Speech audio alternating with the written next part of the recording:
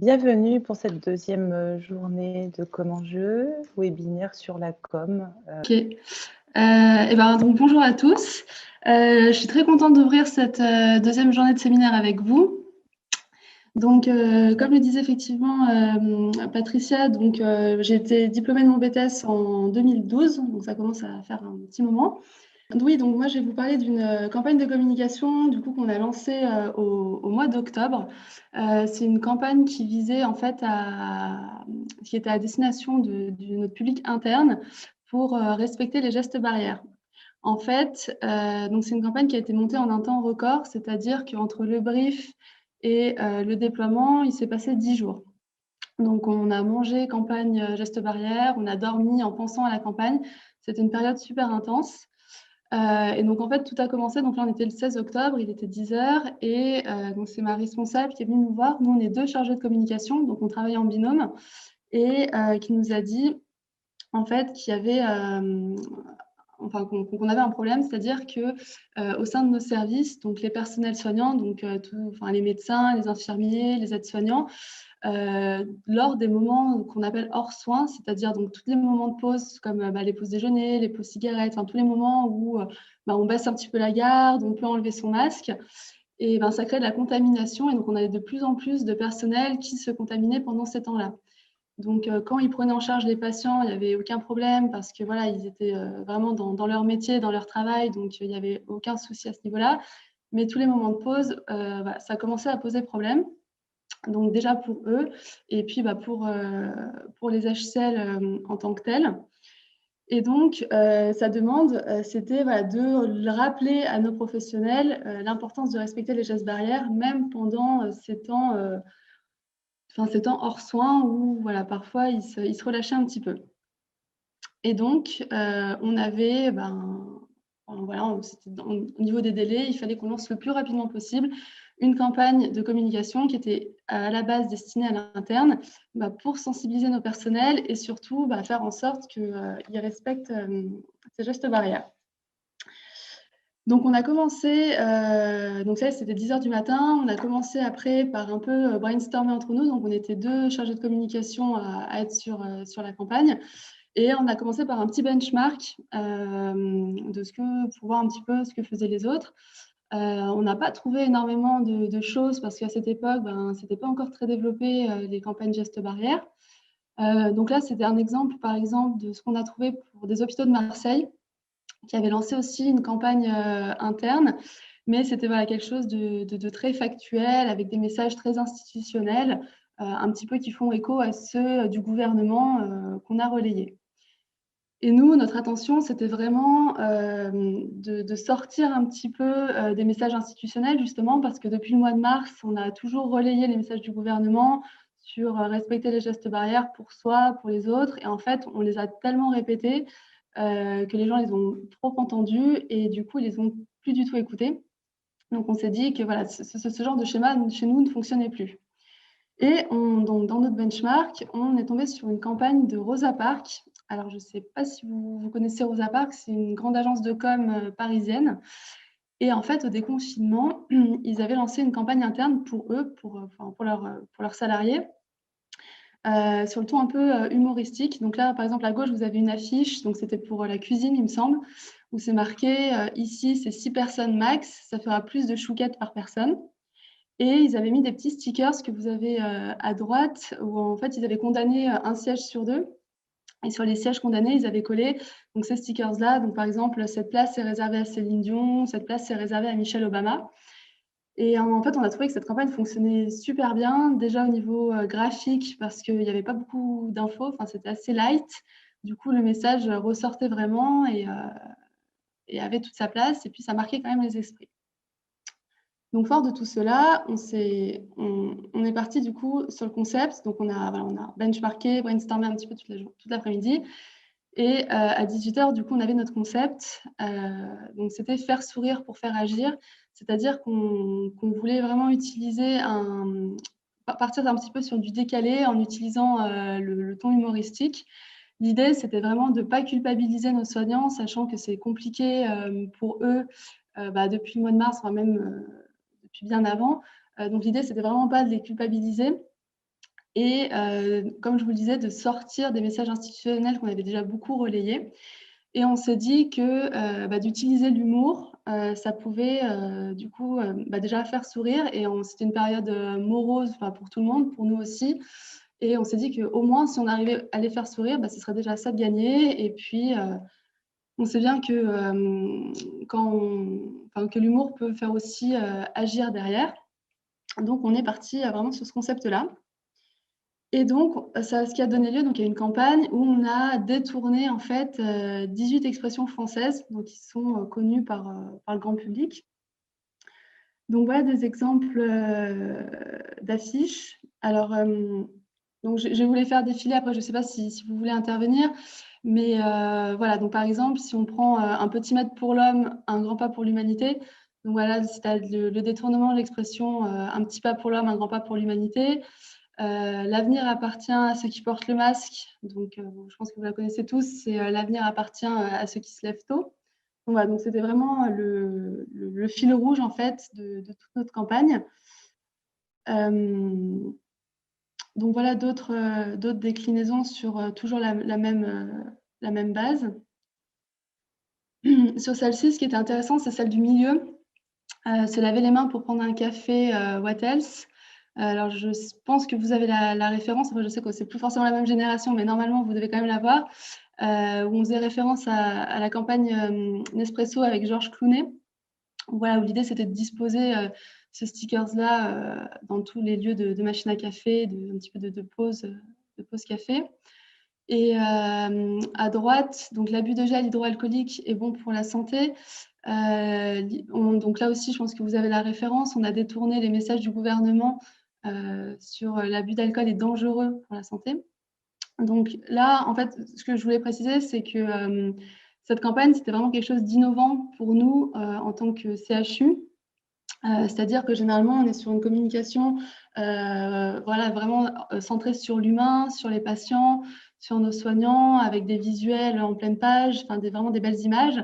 Et là, on a pris complètement le contre-pied en faisant quelque chose de très graphique, de coloré, et en utilisant un ton décalé. Voilà, bon, je ne vais pas toutes les lire parce que vous les voyez à l'écran, mais c'est sur le même principe. Juste pour vous expliquer celle de gauche, parce que là, je pense que vous ne la comprenez pas forcément. Donc, c'est mettre son masque avant ses crocs. En fait, alors je ne sais pas si vous êtes allé à l'hôpital, je ne vous le souhaite pas d'y aller souvent. En fait, les personnels soignants, comme ils arpentent toute la journée et qui marchent beaucoup et qui sont toujours debout, ils ont souvent les crocs, les grosses chaussures, vous savez, en plastique avec les trous. Et donc, cette affiche était positionnée en fait dans les vestiaires. Et donc, l'idée, c'était mettez votre masque avant de mettre vos crocs. Donc, là, je pense qu'il n'y avait que les personnels soignants qui pouvaient la comprendre. Voilà, sinon, au niveau d'un autre procédé, donc sur le roi d'Agobert, là, c'est un peu une comptine française que vous connaissez aussi certainement. Donc, ne faites pas comme le roi d'Agobert, ne mettez pas votre masque à l'envers. Bon, celle-là, étonnamment, beaucoup plus, on a eu beaucoup de retours sur celle-ci. Et un autre procédé, c'est la fiche de droite, où on a mis en fait les paroles du refrain de la compagnie créole au bal masqué, où l'idée en fait c'est que si vous chantez 3 fois ce refrain, vous avez le temps réglementaire pour avoir des mains parfaitement lavées. Donc là, cette affiche, elle était disposée essentiellement dans les toilettes voilà, pour se laver les mains. Et ces dernières affiches-là, elles étaient vraiment centrées pour tous les espaces de déjeuner. Donc, les selfs, les cafettes, et puis les salles de déjeuner. Voilà, avec notamment, donc pas besoin d'être serré comme des sardines pour déjeuner. Donc, qui fait référence à une grande chanson populaire qu'on a tous déjà certainement chanté au moins une fois. Donc voilà au niveau de la campagne, l'idée c'était en fait d'utiliser un format qui sortait un petit peu d'habitude, c'est-à-dire qu'on est parti sur des stickers, donc des stickers en format A3, donc comme des affiches, mais des stickers qui étaient repositionnables. En fait, ce qui permettait du coup à nos personnels déjà de les mettre où ils voulaient, où ils pensaient que c'était le plus pertinent, et de les enlever, de les repositionner, de les changer, et de sortir vraiment du format comme on fait habituellement, où on leur envoie des affiches pour qu'ils les positionnent. Voilà, donc pour vous donner un petit peu un ordre d'idée, on a dit... Oui, j'aurais juste... Bonjour, c'est Madame Vagnon. Oui, bonjour. Bonjour, j'aurais juste une question. Vous avez réfléchi comment c'est d'abord par rapport au lieu où vous vouliez les mettre et vous avez cherché des idées de slogans à détourner, ou à l'inverse, vous avez imaginé toute une série d'affiches et après vous avez pensé au lieu où les mettre? Non, en fait, on a commencé par lister tous les lieux où les soignants se contaminaient. Et donc, on a listé les selfs. Enfin, forcément, quand ils mangent, du coup, ils enlèvent leur masque.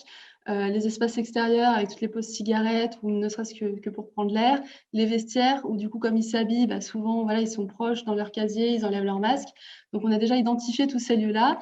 Et en fonction, notre idée, c'était d'avoir des messages qui couvrent tous ces lieux. Donc, par exemple, ceux-là, c'était vraiment pour les selfs. Le refrain, c'était vraiment pour là où on a un évier, où on peut se laver les mains. Et après, tous les autres, globalement, ils fonctionnaient un petit peu de partout, dans tous les lieux. Donc, c'était un peu interchangeable. Question de Solène en deuxième année. Pourquoi détourner des expressions et pas des messages du gouvernement? Puisqu'effectivement, il y a eu pas mal de slogans qui ont été donnés au niveau institutionnel par rapport à la crise sanitaire. Donc, pourquoi avoir fait ce choix? Alors déjà parce qu'on n'y a pas pensé et c'est surtout en fait, nous on est quand même un service public, donc on est un CHU, donc on est quand même lié, aux messages gouvernementaux avec le ministère de la santé. Donc bon déjà, c'est ce que je veux dire, on n'y a pas pensé et puis on n'aurait pas forcément pu se permettre, de tourner en dérision entre quelque sorte leurs messages, heu, voilà, même si on n'est pas forcément, convaincus de leur impact, faits comme ils sont faits. Oui, très bien. Donc, Je sais pas, je l'idée, vois pas le chat du coup, donc alors, je ne sais pas si vous voyez dans Converser en bas, dans la barre du ouais. menu, voilà. Mais je vous relaye, il n'y a pas de Tu me dis? souci, Florence. Alors, une question d'Oran en com 1. Comment vous est venue l'idée des expressions? Est-ce que c'est un hasard? Est-ce qu'il y a vraiment eu une recherche pour avoir une banque d'expressions? Parce on a vu que il y a à la fois, je prends votre slide, la compagnie créole, il y a des références au roi d'Agobert, donc c'est plus une comptine, j'allais dire, du folklore français, les crocs qui sont plus liés à l'univers médical. Voilà, comment vous est venue toutes ces idées sur des expressions? Alors en fait, ça s'est fait tellement vite que je saurais plus trop vous donner, étape par étape. En fait, c'est vraiment la campagne de Rosa Parks qui nous a inspirés sur l'idée vraiment de faire du décalé et en fait, c'est venu toute seule. En fait, on a commencé un petit peu à lancer des idées sur, voilà, par exemple, enfin, je crois que la première qu'on a pensée, c'était sur, l'abus de gel hydroalcoolique qui est bon pour la santé. Où du coup, on est parti là-dessus. On s'est dit, voilà, on pourrait détourner. Et après, petit à petit, c'est venu. Et on a cherché, en fait, tout simplement sur Internet, on a tapé expression française. Et du coup, en les lisant un petit peu, en les disant à haute voix, alors on en a dit beaucoup qui avaient vraiment rien à voir. Enfin, on était vraiment en brainstorming où on ne s'est pas mis de filtre, de barrière. Donc, il y avait beaucoup de choses qui étaient à jeter. Mais voilà, il y a des expressions, moi, que je ne connaissais pas forcément. Et on les a trouvées voilà, sur Internet. On s'est dit, tiens, là, on pourrait le tourner comme ça peut fonctionner. Et du coup, en fait, on avait fait une liste, je crois qu'on en avait peut-être une trentaine le vendredi soir. Et en fait, on a fait valider tout ça le lundi matin à notre responsable, du coup, qui est la directrice, notre directrice de service et qui est aussi directrice de cabinet au sein de la direction générale. Et voilà, c'est elle qui a un petit peu quand même taillé dans la masse et qui les a sélectionnés. Merci beaucoup. Alors, ce que je note juste par rapport aux étudiants, c'est que votre démarche quand même au démarrage de la mise en œuvre de cette campagne, c'est un démarrage méthodologique et qui ressemble fort à voilà, ce qu'on essaye de montrer un petit peu aux étudiants. On ne peut pas partir sur un concept avant d'avoir au préalable fait un brief et un benchmark. Ouais, le benchmark, c'est vrai que ça aide à. Enfin, nous, quand on a eu le brief, en plus, tout était dans l'urgence, donc on savait qu'il fallait qu'on sorte quelque chose pour la fin de journée. Et du coup, le benchmark nous a permis déjà de redescendre un petit peu en se disant bon, qu'est-ce qu'on va faire, il faut qu'on trouve quelque chose.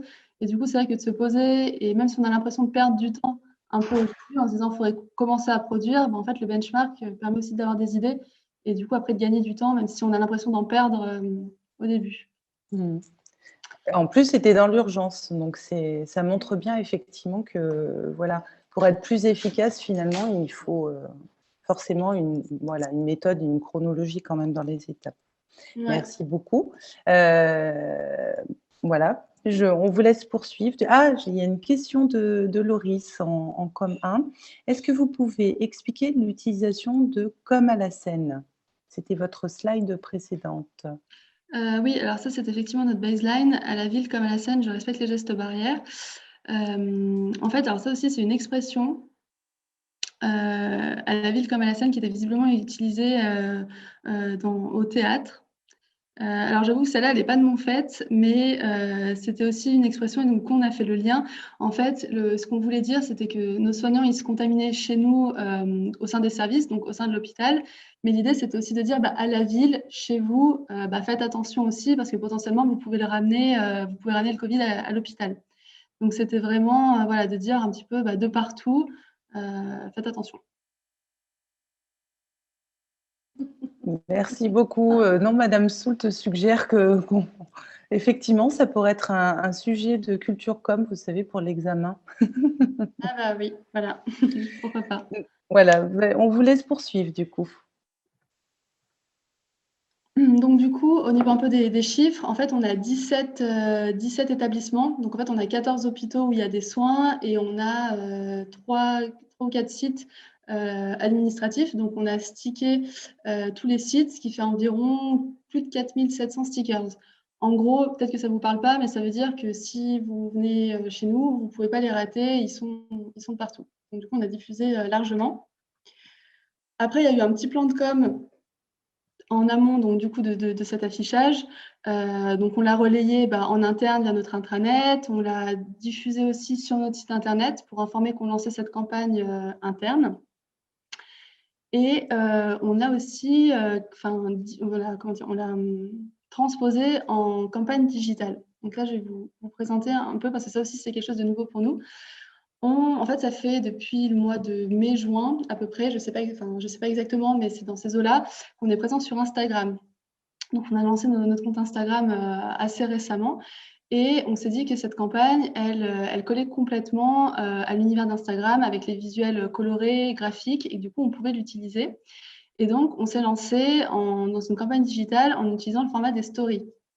Donc, par exemple, on a testé les sondages. Donc, là aussi, je pense que vous l'utilisez peut-être personnellement, où en fait, on comparait 2 de nos affiches et on faisait voter les gens. Donc là, par exemple, sur ces 2 affiches-là, la question, c'était vous êtes plutôt Neil Armstrong ou Usain Bolt? Les gens votaient. Pareil pour la chanson, du coup, là, on avait mis la musique de la compagnie créole. Donc, ce qui fait que quand on ouvrait la story, on avait la musique, le refrain qui arrivait. Et donc, avec la question, alors on a réussi à vous la mettre dans la tête. Et en réponse, vous aviez oui, argue, ou alors pas moyen. Donc là, clairement, à 85%, les gens l'ont mis dans la tête. Donc je pense qu'ils nous ont détesté toute la journée. Et on a utilisé aussi donc, le roi Dagobert en disant, alors je ne sais pas si vous connaissez la chanson, mais en gros, c'est le roi Dagobert qui a mis sa culotte à l'envers. Et on lui dit du coup qu'il est très mal culotté. Et donc, du coup, on est parti là-dessus en disant, vous, si ça vous arrive de mettre votre masque à l'envers, est-ce que vous le changez ou est-ce que vous restez mal culotté? Bon, là, on voit que les gens avaient quand même en majorité la bonne réponse. Et le dernier exemple, où là, la question, c'était, vous préférez avoir des copains qui soit ressemblent à des cochons, soit restent à distance. Et donc là aussi, c'est un petit peu ce que je vous disais tout à l'heure. Pour nous, c'est complètement innovant et inédit en fait de partir dans ce registre-là. Alors après, Instagram le permet, on est quand même sur les réseaux sociaux, donc on peut encore plus sortir de l'institutionnel. Voilà, mais on avait des questions qui, des fois, n'avaient même pas forcément de message de santé publique derrière. Donc, je crois honnêtement qu'on est le premier CHU à être parti dans ce registre-là. Et ça a super bien fonctionné. Donc, je ne vous ai pas sorti toutes les stats parce qu'on ne va pas rentrer dans les détails, mais en 10 jours, on a gagné 1500 abonnés. Donc, on a doublé notre nombre d'abonnés. Alors, on n'en avait pas beaucoup parce qu'on démarrait, certes, mais on l'a quand même doublé en 10 jours.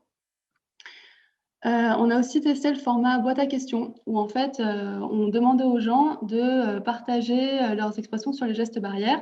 Et après, on les repartageait du coup, pareil, en story.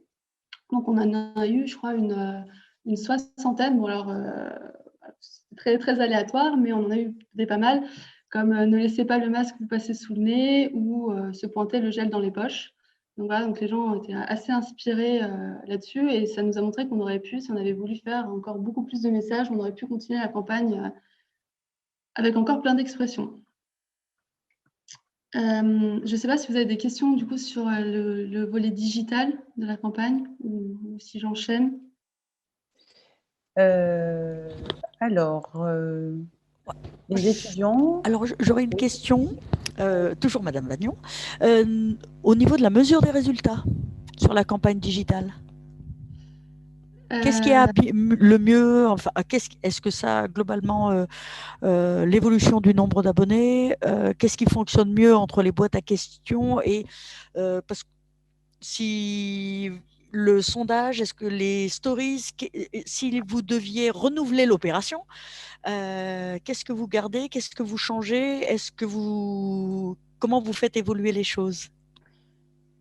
Oui, alors, donc du coup, nous, c'était une belle surprise parce que donc, comme c'était la première fois qu'on s'en lancait là-dessus, on ne savait pas trop à quoi s'attendre. Donc clairement, on renouvellera l'opération. Après, on ne le fera pas pour tout parce que voilà, faut que ça, quand même, ça s'adapte au format Instagram. Ce qui a le mieux fonctionné, honnêtement, c'est les sondages. C'est là où on a eu le plus de taux d'engagement, où on a eu le plus de participation. Et finalement, les boîtes à questions, ça a été quand même un petit peu plus poussif. Donc, voilà, c'est pour ça que maintenant, alors je ne sais pas, vous pouvez aller nous suivre sur Instagram, du coup. On fait beaucoup plus de sondages, mais même enfin, voilà, en dehors de la campagne, sur des sujets sérieux, type Covid, où voilà, on demande un petit peu aux gens aussi les infos dont ils ont besoin, où là, du coup, on les fait voter pour après répondre mieux à leurs besoins, du coup, sur cette page.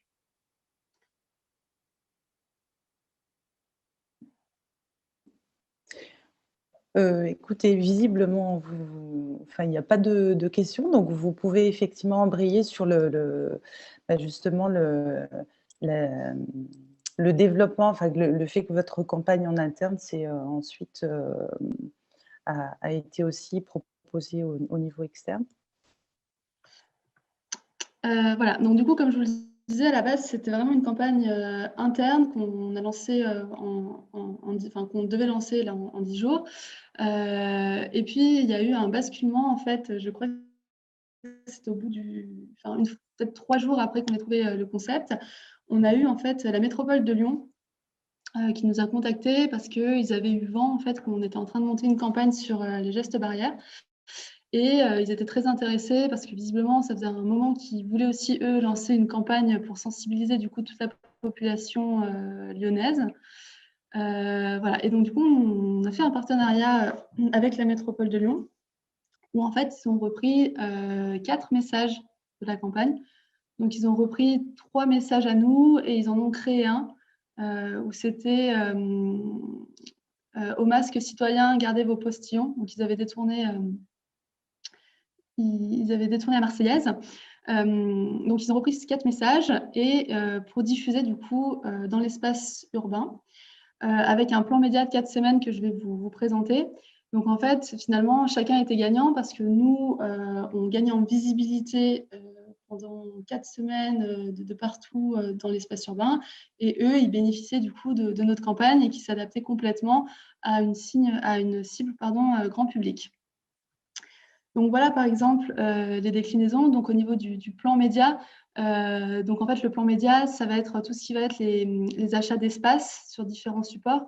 Donc par exemple, ils ont fait de l'achat d'espace Deco. Donc là, c'était les sucettes qui ont été diffusées. Certaines ont été diffusées 7 jours et d'autres 14 jours. Ça dépend des sucettes. Alors je ne sais pas lesquelles ont été diffusées quand, mais en gros, c'est entre 7 et 14 jours.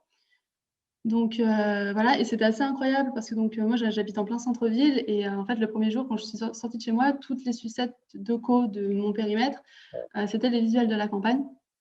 Donc du coup c'était un peu incroyable, c'était la première fois. La photo de droite c'est des 4x3. donc là qui sont plus hors centre-ville, dans les zones périphériques, on est sur des plus grands formats. Il y a eu aussi de l'affichage à la Part-Dieu. Donc la Part-Dieu, c'est la plus grosse gare de Lyon où il y a un trafic assez énorme tous les jours. Donc on était présent à la fois à l'intérieur de la gare. En fait, sur chaque gros poteau, c'était la campagne. Et on était présent aussi, donc c'est l'image de gauche, sur les quais. Où là, voilà, on voit les deux visuels. Et puis ceux qui sont un petit peu au fond à droite, c'est aussi les visuels de la campagne. Donc on ne pouvait pas nous rater. Il y a eu aussi du coup de l'affichage bus, donc ce qu'on appelle les culs de bus. Voilà, où là c'était un petit peu plus réduit, c'était sur une seule semaine, ou même un petit peu moins, je ne sais plus exactement, mais ça n'a pas duré très longtemps. Mais c'était du coup super visible.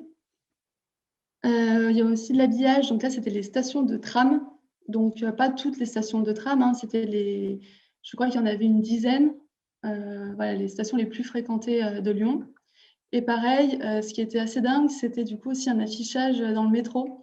Donc là, c'était des écrans dynamiques, donc avec Clear Channel, où en fait, on avait les 4 messages qui étaient donc animés en motion design et qui se diffusaient les uns après les autres. Et donc là, c'est pareil, on a été présent dans les 13 plus grandes stations de Lyon. Donc là, par exemple, c'est à Bellecour. Donc Bellecour, c'est la plus grosse station où il y a le plus de passages par jour. Donc là aussi, c'était assez impressionnant de prendre le métro et de se voir placardé de partout. Là, c'est un exemple aussi dans les parcs LPA. En fait, c'est les parkings souterrains que vous avez en ville où tous les ascenseurs ont été stickés aussi à l'image de la campagne. Et même les camions poubelles. Donc ça, c'était la surprise de voir donc, les camions poubelles avec la campagne. On ne savait plus du coup si on rêvait ou pas quand on voyait ces camions poubelles passer. Mais non, on a bien stické des camions bennes. Et il y a eu aussi donc, de l'achat d'espace, enfin de l'achat pub dans des journaux locaux. Donc là, par exemple, c'est Mac de Lyon. On a eu aussi dans le Progrès. Le Progrès, c'est l'équivalent du Dauphiné Libéré à Grenoble. Enfin, voilà, vraiment toutes les revues lyonnaises. En fait, il y a eu de l'achat d'espace aussi dedans. Et le dernier point, c'est ce que vous voyez à droite, en fait, c'est du display. Donc, c'était de l'achat de bannières web où, en fait, quand vous cliquez dessus, vous arriviez sur notre page, enfin, sur notre site internet, sur la rubrique Covid, où du coup, il y avait toutes les infos un petit peu institutionnelles. Du coup, au niveau des résultats, on a eu des retombées presse, notamment sur BFM Lyon. Alors, ça dure 1 minute, du coup, je peux vous la montrer. Voilà, et on a aussi eu un article dans le Progrès, donc voilà, je vous le disais, vraiment le gros journal local. Au niveau des retours qualitatifs, donc on a eu, franchement, on a eu beaucoup de très bons retours. Donc je vous ai mis un exemple en fait d'un post LinkedIn à gauche sur les directeurs généraux de CHU. Donc en fait, ça regroupe tous les CHU de France, donc qui avaient partagé notre campagne, et des exemples de mails qu'on a reçus en interne, donc par des personnels HCL. Voilà, qui trouvaient vraiment la campagne carrément fabuleuse, colorée, drôle, percutante, qui étaient contents aussi de la voir dans l'espace public. Voilà, donc on a eu beaucoup de bons retours en interne. Et ce qui était rigolo, c'est que sur Facebook, notamment, je suis dans pas mal de groupes de communication et où j'ai vu du coup passer des gens qui ont partagé notre campagne en disant, voilà, tiens, on a vu que le CHU de Lyon avait fait ça, qu'est-ce que vous en pensez? Et les gens qui commentaient derrière. Et ce qui était drôle aussi, c'est qu'on a eu beaucoup de commentaires sur ces groupes de personnes qui disaient, qui donnaient des noms d'agences lyonnaises en disant oui, mais je reconnais un petit peu le graphisme, ça doit être telle agence. D'autres qui répondaient non, je pense que c'est telle agence. Et donc nous, on s'amusait à répondre avec nos comptes perso en disant non, mais ça a été fait en interne, on n'a pas pris d'agence. Et donc ça, c'est quelque chose qui était un peu rigolo.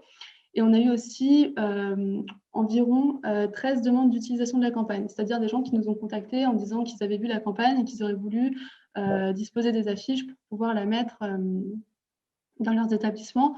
Donc ça a été beaucoup d'hôpitaux, mais on a eu aussi des lycées, collèges un peu de la région, et on a eu des entreprises. Donc par exemple Candia, où ils ont une partie de leur siège à Lyon, voilà, qui ont affiché leur campagne en interne dans leurs locaux. Et au niveau du quanti, alors là, je sais que c'est un sujet qu'on aime bien quand quand on fait tous ces plans de com. C'est difficile à quantifier parce que donc c'était vraiment sur une campagne d'image. Donc voilà, on ne peut pas vraiment mesurer de retour sur investissement, d'autant qu'en fait, comme vous l'avez compris, c'était un partenariat avec la métropole. Donc nous, côté HCL, en fait, on n'a rien financé, on n'a rien payé du tout. Donc voilà, je ne pourrais pas vous dire, par exemple, le plan média, à combien il s'est élevé, c'est des infos que nous, on n'a pas. Le seul KPI, entre guillemets, qu'on peut mesurer, c'est la visibilité de l'affichage dans l'espace urbain. Et donc, en fait, ça, c'est des données qu'on a donc, par les vendeurs d'espace, type JC Deco, Clear Channel, où en fait, ils mesurent en fonction, par exemple, des stations de métro, le nombre de passages qu'il y a par jour. Et donc, après, on arrive à estimer le nombre de personnes qui l'ont vu. Donc là, on est environ, c'est un peu à grosse maille, sur 12 millions de personnes qui ont vu la campagne juste par les affichages Deco et Clear Channel. Donc, ce qui est assez énorme à mesurer un petit peu, sachant qu'on était, alors je ne sais plus quand on a été reconfiné, mais je crois qu'on a été reconfiné fin octobre. Donc, il y avait certainement moins de passages qu'en temps normal où ces chiffres sont utilisés. J'espère que j'ai un petit peu, du coup, peut-être changé les idées reçues que vous pouviez avoir sur la com publique et notamment la com à l'hôpital pour vous montrer voilà, que ce n'était pas forcément Tout à fait, tout à fait. sympa par moment. Il y a voilà, des retours des participants. C'était très intéressant. Merci beaucoup. Merci beaucoup. Donc, nous vous laissons et vous disons à bientôt. Et Oui. voilà. À tout à l'heure. Merci, Merci Florence. beaucoup. Merci à Au vous. Au revoir. revoir.